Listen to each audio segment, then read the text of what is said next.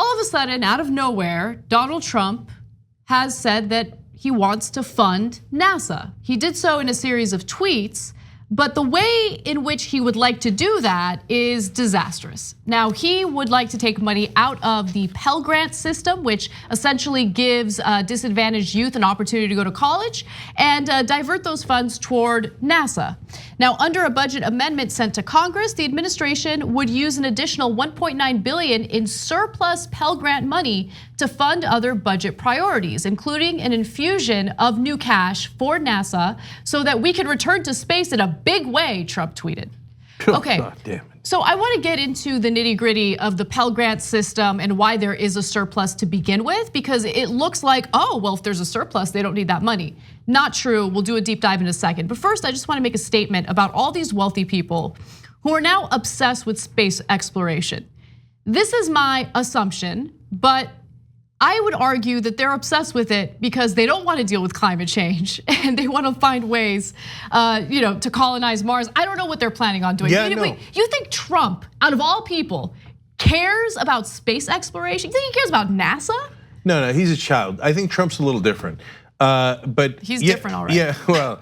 So a lot of the special. rich, though, have literally said it. It's not like they're hiding it. Elon Musk says this planet's gonna become uninhabitable. So let's go to a planet that's already uninhabitable and try to somehow fix that. Yeah, make it habitable. So, but you know what it is? I mean, it's like literally out of the movie Elysium, where they go build something in outer space and leave the rest of us to die. And so they figured, okay, Nick Hanauer was right in Pitchfork Economics. Our castles aren't going to be high enough. Our walls aren't going to be strong enough. Our moats aren't going to be deep enough because when the planet comes for you, there's nothing you could do. So let's get off the planet. So that's why they're obsessed and funding that. Fixing climate change, maybe a little bit more rational, right? And actually cost-efficient way of fixing the problem rather than trying to leave the one habitable planet that we have. But the rape and pillaging that's happening right now on Earth would have to stop in order for us to actually, to mitigate the impact of climate change. They don't want to do that. Yeah, well, stopping the greed might save the planet and then you wouldn't have to leave it. On the other hand, if you stop the greed, you might not have enough money for your spaceship. Okay, this is the madness we're in. But so in this story though, I went through the same roller coaster that Anna alluded to. I was like, oh, he's gonna fund NASA. Oh, thank God, finally, good, something positive. Let's find out why. And then it was like, oh, he wants to go to the moon. I'm like, okay, that's a little curious. We've already been there. I don't know how much more scientific advancement we could do on the moon, but maybe there is. Maybe NASA asked for it. So I keep reading. The first thing I read is, oh, they're gonna rob the Pell Grants. Yep. Okay, so I'm already out. And then Trump never explains why he wants to go back to the moon. Not like more exploration, etc., but go back to the moon. And then I saw the tweet that Anna just read to you. So that we could return to space in a big way. I'm like, oh, for God's sake. It's to appease the man-child. He wants to take a rocket to the moon. Maybe, I don't know what his intentions are. He is not to be trusted. But what I am interested in is the Pell Grant system, increasing funding for it, not cutting funding. And some might wonder, well, why do you want to increase funding if there was a surplus? Well, understand what's going on with this so-called surplus.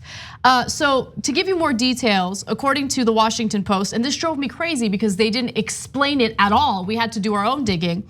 Enrollment in the program has declined since 2011, leading to a surplus of nearly $9 billion, and that's according to the Budget Office.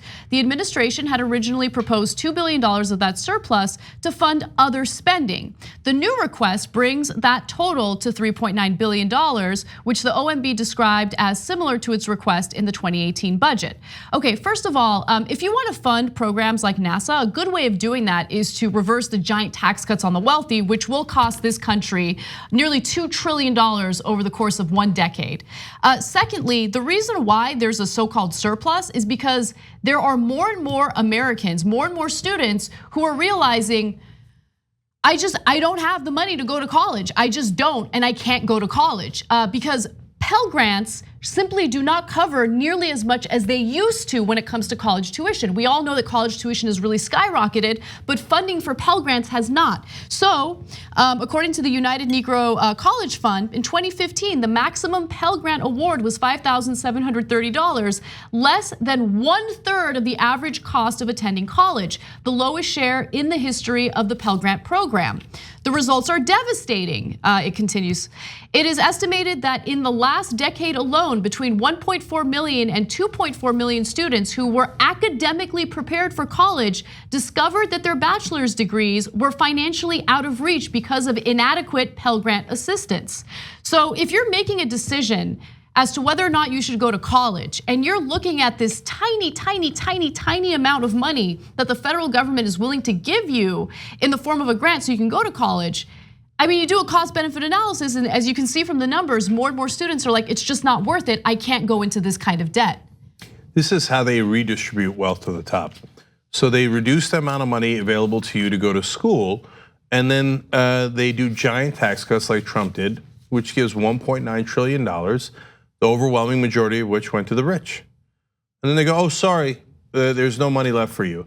And then they then have the audacity to turn around, and a lot of the media reports it without giving the context, and say, oh, the Pell Grants have a surplus. But you didn't tell us that's because you cut the Pell Grants to the bone as a percentage of the amount of money it takes to go to school. So now you get less money, and then they take whatever is quote unquote left over and give it to the man-child so he can feel like he's going to the moon. And Mike Pence says, oh yeah, but that's because we have a 50th anniversary of the moon landing coming up.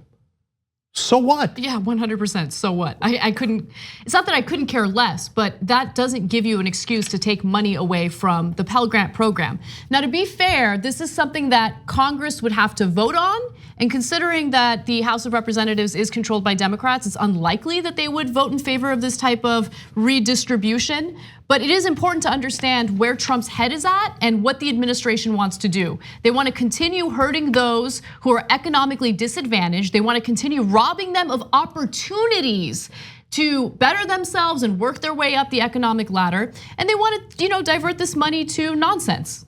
Yeah, so by the way, of course, there's also other priorities, and Trump is saying, no, we would definitely not want to give more money to Puerto Rico to help alleviate their suffering from the hurricane, but we were going to the moon. Anyway, and then his budget had cut two things. One is the Great Lakes program, and the other was all funding to the Special Olympics. He restored his own cuts and then went online and bragged about it. Yeah, 100%. I mean, come on. But the thing is, Rashida Tlaib said that last night on TV. She said, you have to make it, you have to talk so clearly that idiot racists can understand you, okay? That's what her friend gave her as advice, so that she's not misunderstood by the right wing. And so in this case, it works because his followers are not that bright. He's like, I took away all money from the Special Olympics and then I put it back, aren't I here? They're like, bravo, bravo, he put all the money back. That's like coming into your house, stealing all your money, and then giving it back to you, or some of the money back to you, and then asking for a thank you note. I mean, he did the same thing with North Korea, where he was the one who escalated tensions with North Korea and Kim Jong-un specifically. And then when he started to approach it from a more diplomatic standpoint, he made it appear as if he, deserved the Nobel Peace Prize because he de-escalated tension. But you started the tension to begin with. You escalated the tension to begin with. The federal funding for the Great Lakes, they cut 90% of it under Trump. And then he went to Michigan and bragged about how he's going to bring it back. You know what? As if Obama cut it. And that's the thing, they don't go around telling you they robbed your house. They don't tell you they cut the Special Olympics. We have to discover that, right? He didn't tell his audience in Michigan, oh, by the way, I'm the guy who cut 90% of the funding that you guys want. Instead, he does it in the middle of the night and then comes out and goes, I'm gonna give it back. I'm gonna give it back and we're going to the moon, whee! And the reality is, him and his cronies are robbing you blind and taking that money from your kids. 2 easy ways to follow the Young Turks. One is hit the subscribe button down below, then you're a TYT subscriber. And second is ring the bell. And when you do that on YouTube, you're notified of our videos.